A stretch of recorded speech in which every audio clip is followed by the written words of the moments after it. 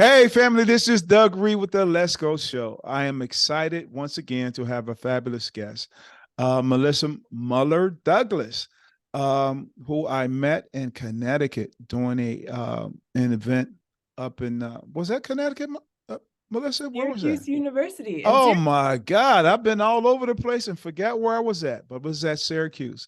And I got an opportunity to talk to her, and now she's back on the Let's Go show. So first of all, I'll just ask Melissa, how you doing? It is a good day to have a good day. I've set my intention, and so far, so good. How are you today? Good. You know what? Let's kind of stop right there. Mm. Um, we're gonna get into it before we even get into it, because you said I set my intentions, and I say that too because I wake up saying today's gonna be a good day. So when you set your intentions, what do you do? Ooh, every day I set my intention. So at the end of the day, when I put my head on my pillow, I can feel like I've accomplished what I set out to accomplish. So whether that's showing my kids extra love because of what happened yesterday, right, with the young man who was shot twice for ringing a doorbell, or if it's something like making sure that I greet people with a smile all day long. It's things that aren't necessarily tangible, right? Things that you can't touch, but it's something that you can feel and you can be remembered for. And I know that I'll be able to add to my got done list. See, I love that. I mean, and I don't think enough people actually set their intentions for the day. And you said a lot, and we're just gonna go. I mean, when just to find out, tell me a little bit about yourself, something about your past. I mean, where you from, where you grew up at. Yes, well, about me, my favorite word is no. And I like it for two reasons. I like the word no because it is clear, straightforward, right? There's no beating around the bush with the word no. So it helps me to be decisive. And I also enjoy receiving it because, again, same reasons, right? I appreciate knowing what's not going to serve me, what's not going to serve someone else, so we can Mm. continue to move forward. uh, I would say that as a kid, I was more uh, open to the gray areas of life. I preferred to say yes, or ah, let me find out a way to make that possible. I was definitely in people pleasing mode, which I think does not it isn't self-serving, right? It isn't something that helps you to fill your own cup, but also it doesn't set those boundaries with your friends, your family, right, your neighbors, whoever. And so I do remember this one girl in our school who I consider now assertive, right? But back then, uh, people would think that she was rude, mean, right? She got all these labels for just knowing what she wanted and how she wanted it. And Mm-hmm. she wasn't nasty, but she was direct. And so at the time, I thought she was mean. I took it personal. But looking back and looking forward, when I see those characteristics in the women that I surround myself with, I'm proud and I aspire to continue in those footsteps. And so, where are you originally from? Born and raised in Rochester, New York. I was here until I went to undergrad, which was in Oneonta, New York, Mm-hmm. school of about 1,500. And then I went to grad school in University of Wisconsin-Madison, which had about 15,000 at the time. So I felt like I was stepping into a movie. It didn't feel Wow. real. So you do a heck of a transition. Hmm. Um, Yes. well, first let's go back to the no, because I I I mean you had me reflecting because now I'm not really a no person. Hmm. Um, I guess I've been in positions, being in the army, being a drill sergeant, being in leadership positions, saying no. from that perspective. Mhm. Uh, but then I can recall friends or family, and not saying no, but always trying to figure a way to help or figure a way to, uh, you know, with the situation or any situation. So not saying no, but I'll constantly thinking, okay, I can help, or I can do this, or I can do this, or I can get this person, or I can get that person. And what that does though is it wears you out. And True. I'm thinking about the time I lost. Mm. Because now you got me really thinking. So I'm thinking about all the time I spent. Let's say it was something that somebody needed, and I took a week to try to find it, knowing clearly that I couldn't get it. But I'm the let's go guy. I'm going to give it all my effort. But then again, it was almost like it couldn't happen. And if I should have said no from the beginning, Mm. that I could have saved myself a lot of time. That's the question to reflect on. I know for myself there are two times that stood out, although there are plenty of times that I've received no's and was grateful for them afterwards, right? Maybe not in the moment, but moving forward. So the two no's that I can reflect on, one was as a social worker working with a family who, was receiving and eligible for all social services, right? So under a percentage of the poverty line, right? Was the mom was struggling to get gainful employment.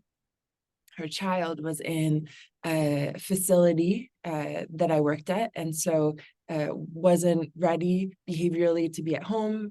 She wasn't ready to have that child at home, and they needed something for their house.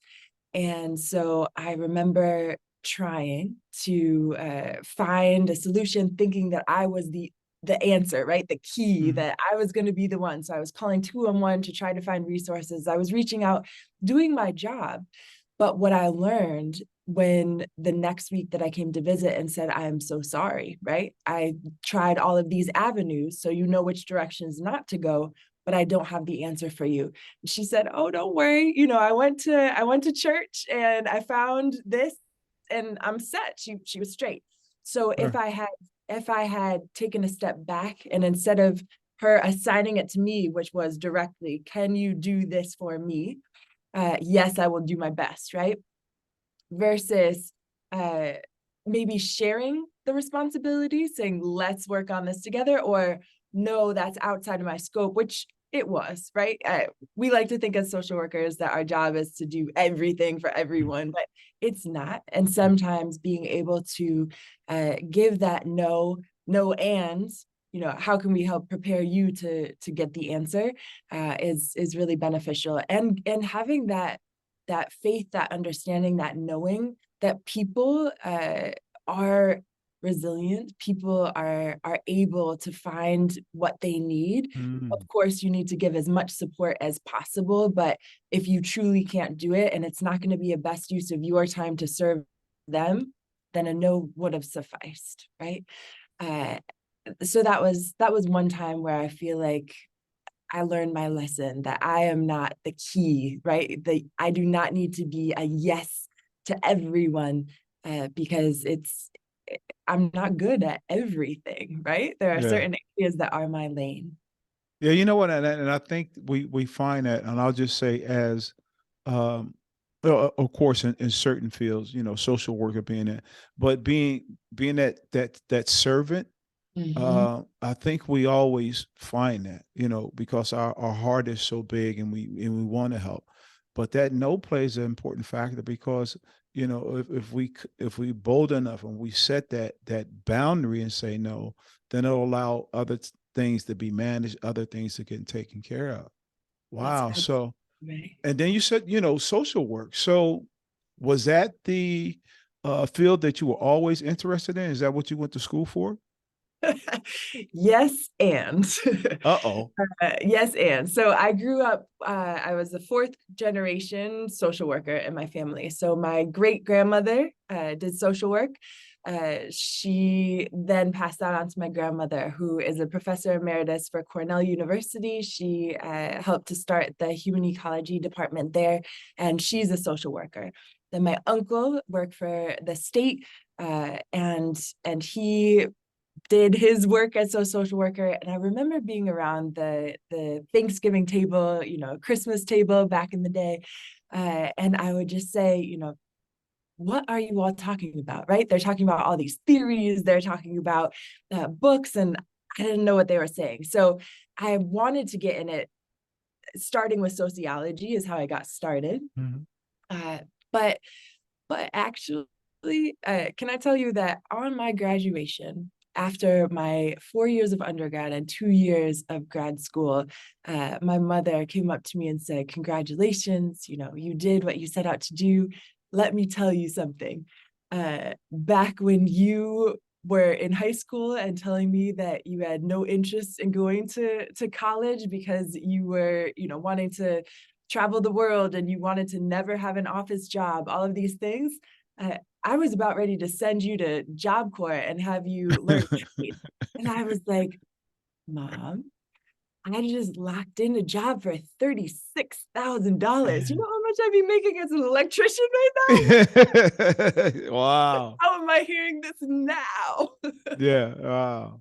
So that too. So you come from a whole generation. Uh, and even I'm glad you mentioned that. Hearing those conversations at the dinner table, because with mental health being like it is, uh, how important was that to have those kind of conversations?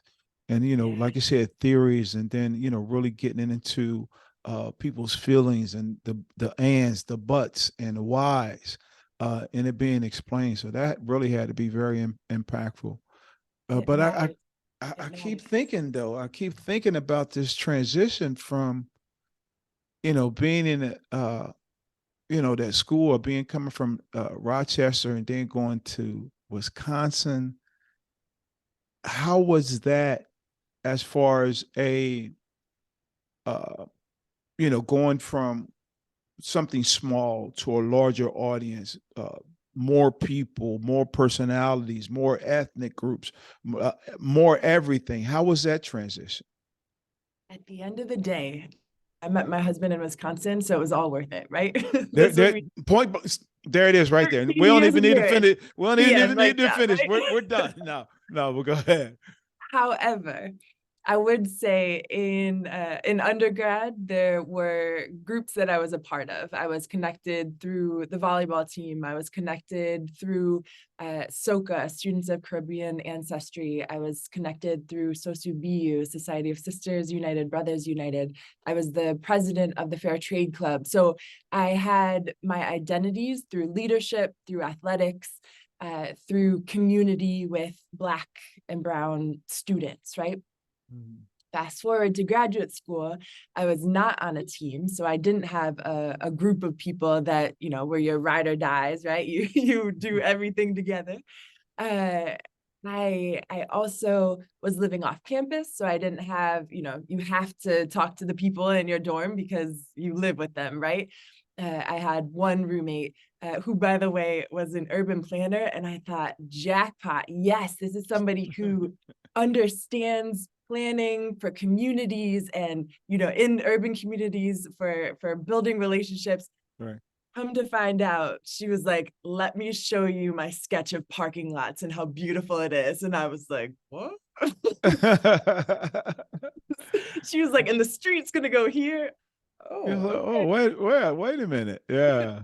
So that's how it all got started. And there were definitely moments throughout that could be a whole episode itself. As a social worker, one of the activities that we did in class was the privilege walk. So you start at the beginning of the classroom, everyone's lined up, and then they ask questions like, who had 100 books or more in their house? Take a step forward, right? Who had parents that went to college? Take a step. And they kept going and going. And I had many privileges growing up. However, uh, all of the white students at the end of that activity were at the wall. They couldn't walk any farther. And then there was a student from Japan, I believe, who was in the middle of the classroom. And then I was some steps behind, and I was the only Black person in the class. And when everyone turned around, they said, wow, I never thought of that. And having this visual is so powerful. And so I waited while everyone had their moments. Like, I thought because, we had an old car, they gave all the reasons why they thought that they weren't necessarily privileged, right? And then when it was my turn to speak, I said, listen, if this student and myself, and I can only speak for myself, right? But physically, if we weren't here in class with you, how would you have this aha moment? If everyone was just on the end of the class, everyone would be like, oh, okay, we're similar, the end, right? But in order to have those moments of learning and understanding and connection and reflection, all the above, you really need to have that diversity, ethnically, right? Ability wise, all types of diversity in a classroom to really understand who your colleagues are going to be in the future, or begin to understand, right? Who they are, where they come from, what you do today, right? Where have you been? Where are you now? And where are you going? Those conversations need to be had, and not just in grad school, of course. Wow, that sounds like an amazing exercise.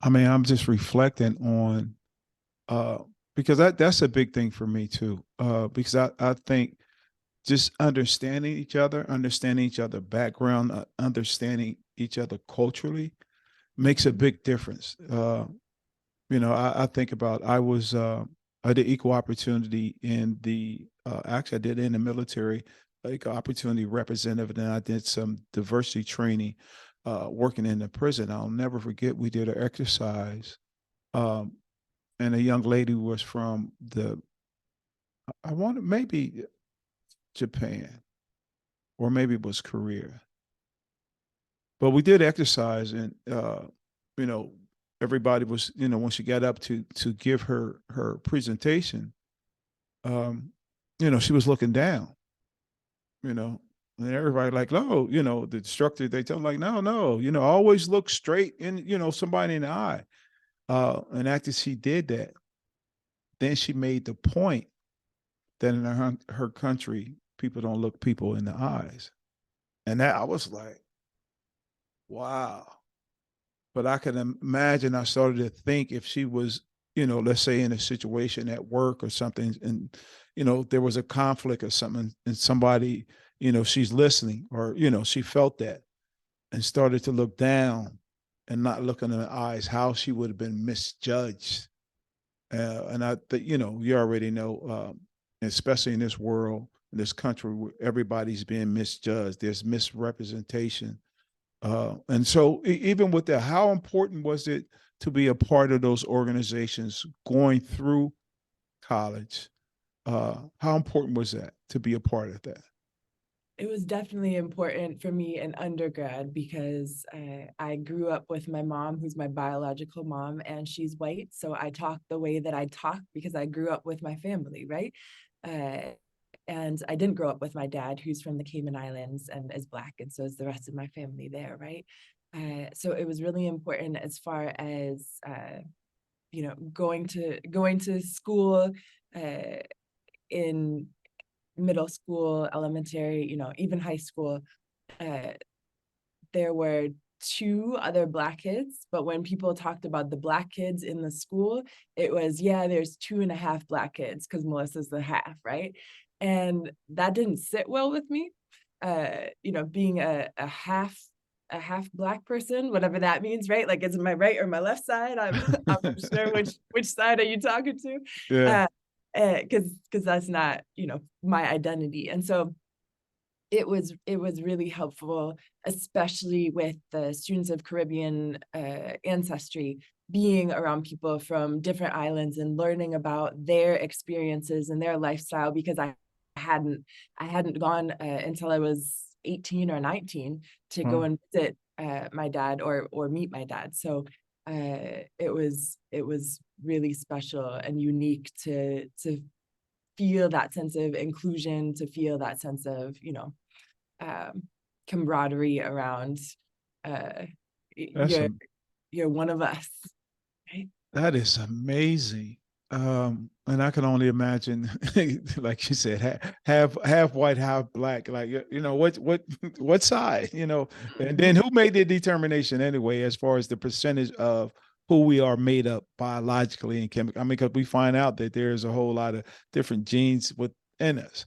Um, Absolutely. so It was the boys who said, I would date you, but I don't date black girls. So it was those experiences, right? Of, this is interesting, right? mm, Tell me more. And now we send our kids to the same school that I went to. So actually there's a meeting tomorrow because of some issues that have come up, some racial issues, comments, not towards my children, but we're a community, right? And we need to address them when they happen, because that's what community is for. So we're getting a babysitter. My husband and I are going to show up, and we're going to express, the stories of what our child experienced in knowing that, because even though it's not direct, indirectly it impacts them. So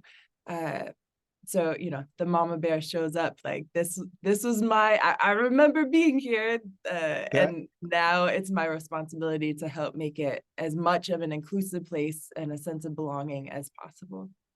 I hope they realize after you speak to them, or even before, uh, what they have in speaking to you, Mm, what they have as a, first of all, as an individual, as a person, and then what you bring to the table with your lived experience and with your education. mm, Because I know the lens that you will actually express yourself, for the most part, I don't think they're ready.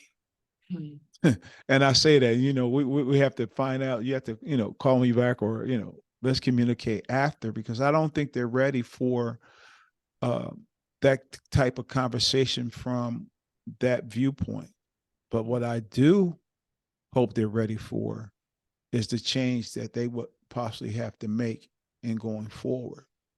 Because, like we were just expressing, like they don't know the lenses of people until, that's why our voices, coming from, let's say, marginalized communities or whatever, our voices are so powerful, because we have to let people know, just like in, let's take it back to the no. Because mm-hmm, what you're saying is, no, I'm not going to tolerate how my child is being treated, or I'm not going to tolerate what you have put in place and not carried out in a proper stance. So I know that you'll do, not the fact that you'll do well, but I know there will be an enlightening moment for that particular school district. God So willing. so let me say, so we're in college when we meet this amazing man. It's like that, yes, yes. And So what? it went a little something like this. I didn't bring a car. I walked everywhere. It was Madison is a small enough time to do that. And Mm, so there was actually on my birthday. It was my birthday.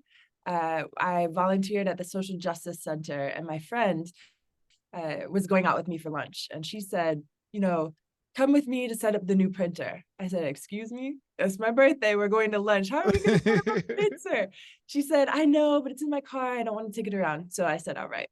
I said yes that time. So we get there, and she was, I hope she doesn't mind me saying this, but at the time, we haven't stayed in touch, the biggest flirt I've ever met, right? And so oh, they were like four men who were in one of the cubicles there at the Social Justice Center with their program that they facilitated, and she got to talking.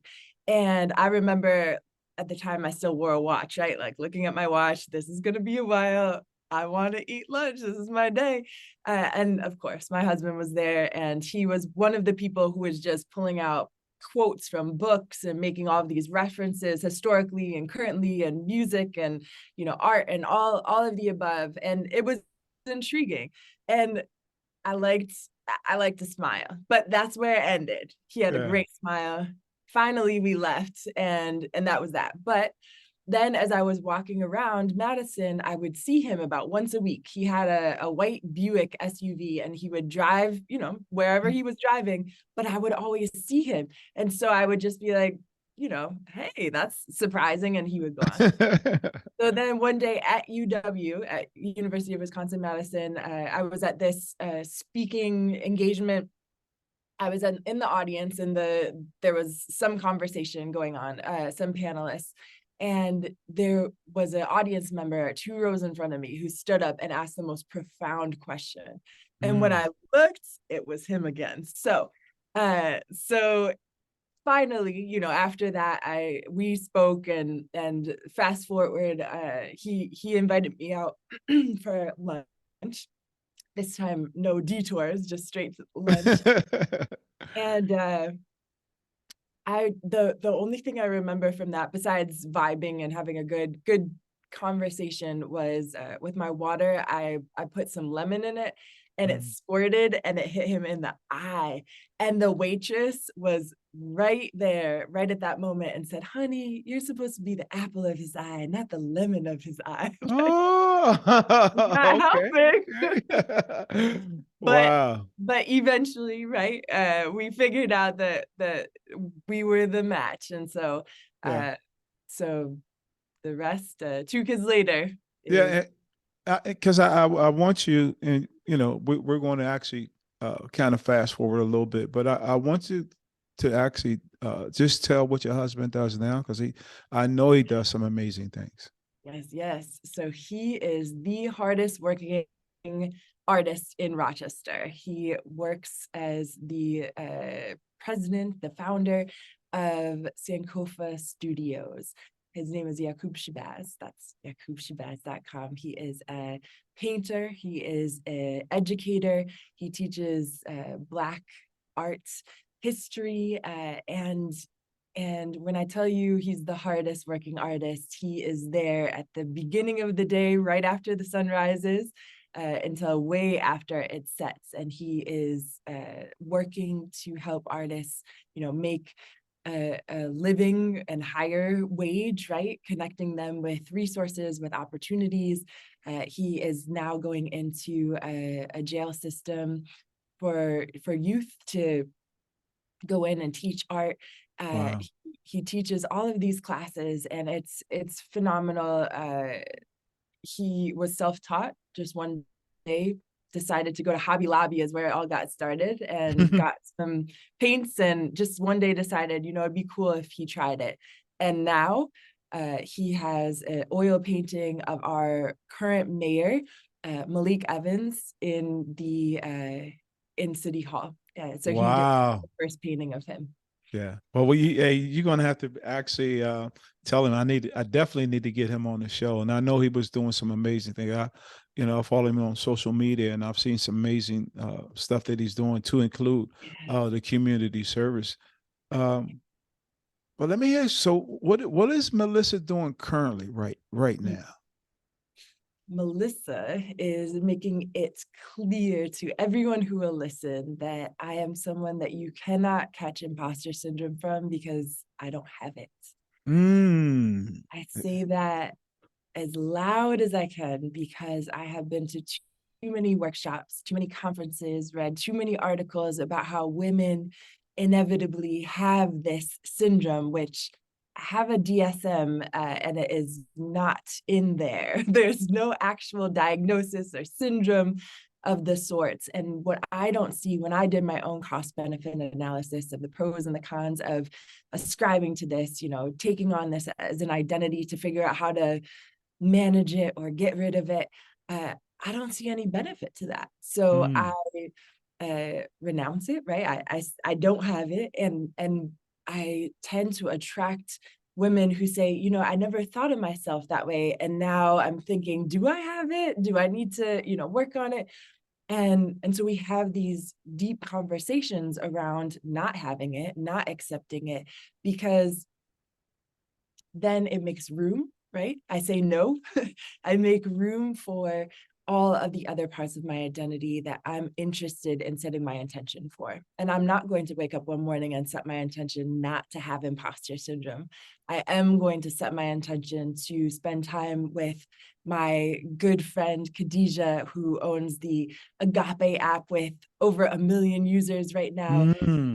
who, you know, not only do I value her friendship immensely, she is brilliant, she's knowledgeable, she can talk about many, many, many things in depth, and has, a heart of gold. So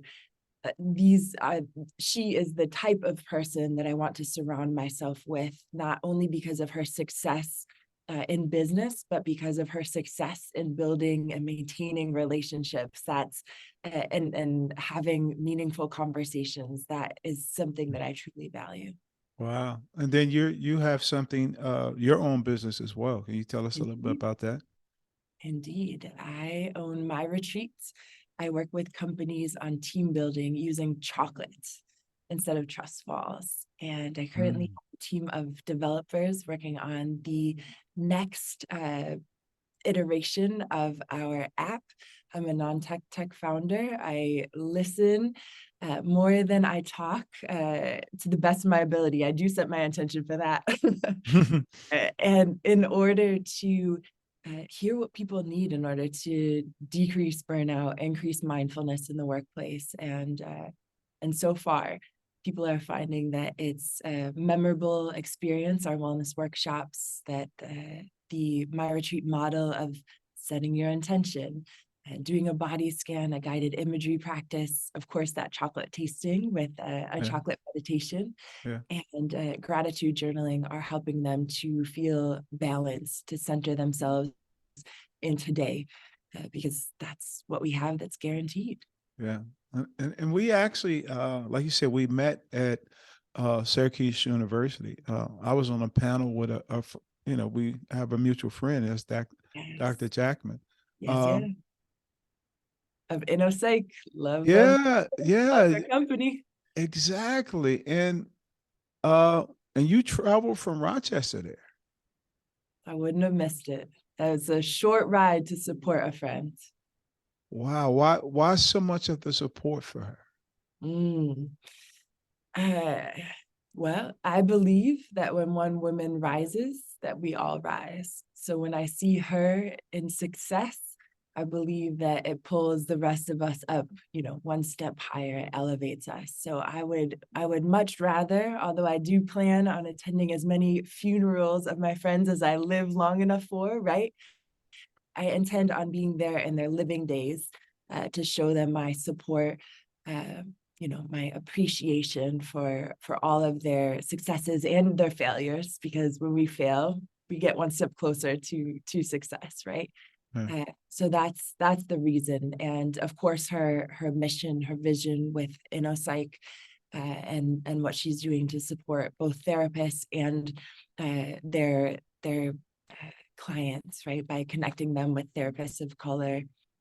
Yeah. Uh, yeah, she's doing incredible work. And what we say is revenue is sexy. And to find other women that believe in this, that we don't have to be just giving away our services that are incredibly valuable, but Hmm. to truly meet our revenue goals, gain traction by giving each other referrals and leads and everything that we can do to support each other in creating intergenerational wealth, uh, gets us to that place where we can say yes to opportunities of gifting our talents and lending them to others, right? But it Hmm. doesn't have to be putting the cart before the horse, or whatever the right phrase is, for just giving everything that Yeah. you're doing away because you truly believe in what you're doing. Yeah. She's truly amazing, and all the women, especially in that particular in y'all field, and of course, uh, anytime that you can see, especially women move as a collective unit and actually building their businesses. And I first met Dr. Jackman, actually it was in New York for Charlemagne's the God Mental Wealth Expo, Yes. the very first one. And I met her husband Jeff, who's Mhm. actually a designer of clothes, and just it was. just like you said, it was just automatic. And then I got a call from her. Actually, she has actually gave me two opportunities. Um, and she was like, look, I think you're excellent, for this panel. Mm. She called me another time, said, I think you're excellent, and for somebody to, like you say, for somebody to believe in you, uh, makes a big difference. And, you said, I don't want to, and unfortunately, I had one funeral. I just went to my best friend, and then I'm going to another one. I don't want to always have to go to a friend's funeral. I want to support them while I'm here. And actually, those words registered to me now, more so now than ever. Uh, for the simple fact, and I'll be 60 this year, so I'm getting up in age. But I don't think we have actually did enough. I still buy flowers for myself and for my wife because I appreciate flowers. That's how we Yeah. need to appreciate our friends, to support them, to travel the distance. And like I said, I feel that more now going forward because I'm going to start. And we started off with the intention, so I'm going to start with the intention of getting out more. People say you're all over the place. Well, guess what? I'm going to be more out over the place because I want to go see.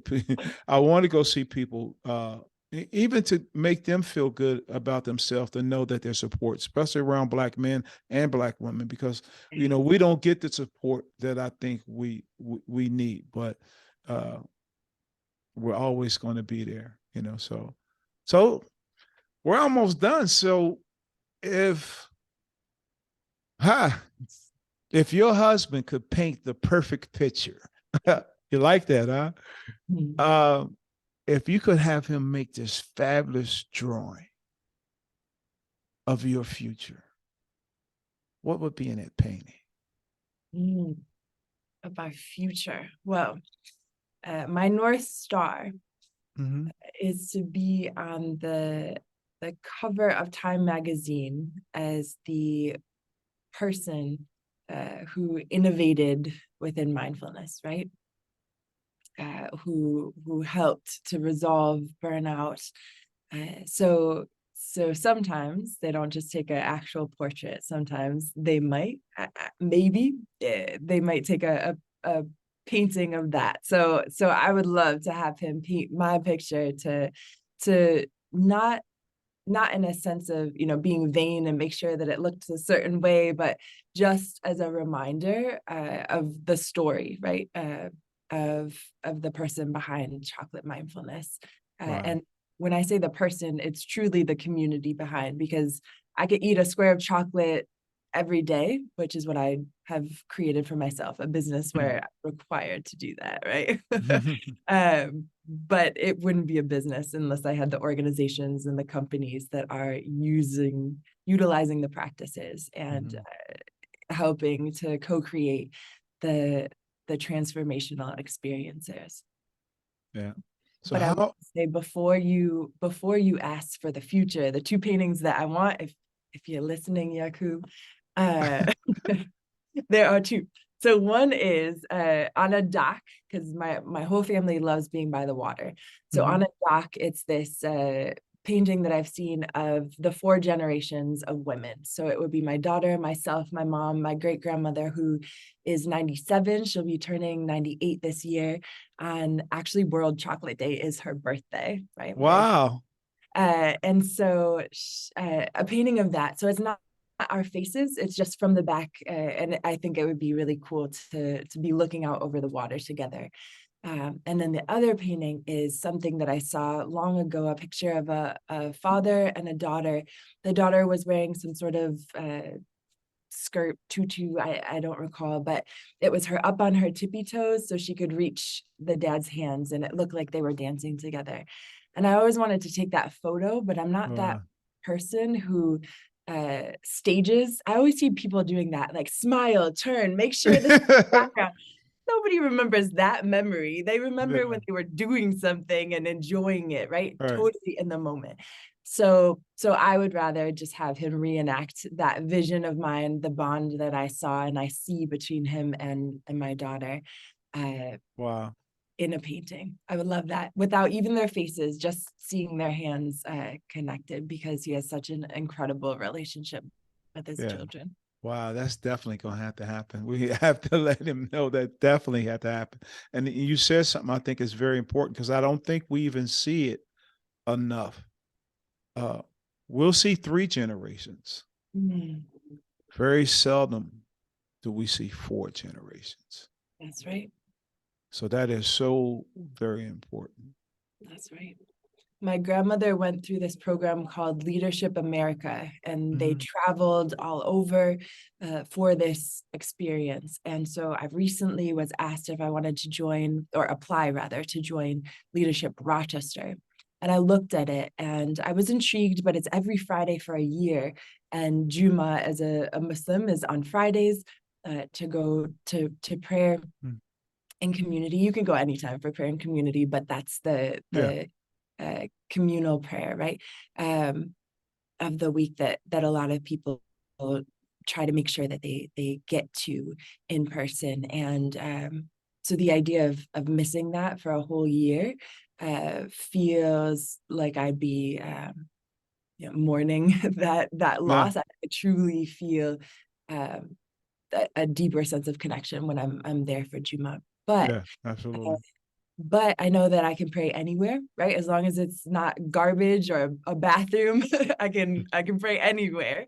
Right. I have prayed outdoors, right? So when we go camping, we pray outside. So I know that wherever I am, I could just stop and pray. So I say all of that because I really want my grandmother to have that moment of, full circle, that her Wow. granddaughter is doing the same experience or similar, right, to what she went through at that umbrella program that she went through, and be able to talk about it, because Uh, she is, aging in place, and she is at home, but she isn't going out, to mhm. gather. We bring the parties to her back deck, the celebrations, and I really want some more memorable conversations that I can have, as far as asking her, what was this like? What, this is what I experienced, and what was it like for you?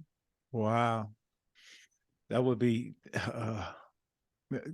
Do they still say that gives me butterflies, so to speak? I mean, just because I mean, not in a fearful way, but just to that moment, really savoring that moment would be something amazing.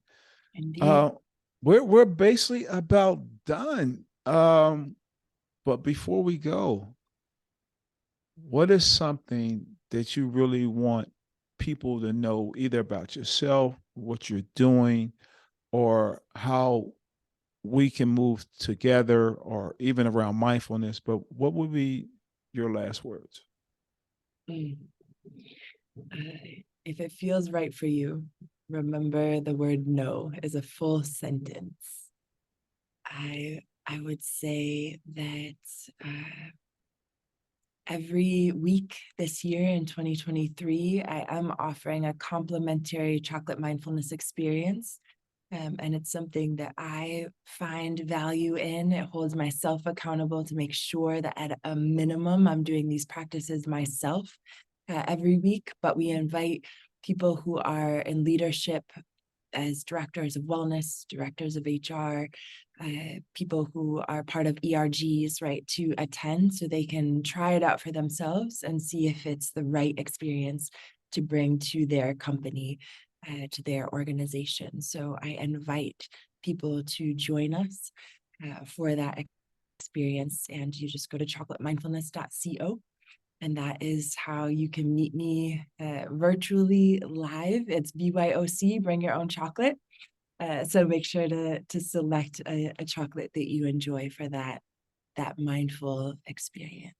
Yes. Oh, I love it. And you get to bring your own chocolate. I love that concept. Well, uh, ladies and gentlemen, this has been the Let's Go show with Melissa Mueller Douglas. And you know what I say? Let's go, baby. Peace. I'm out.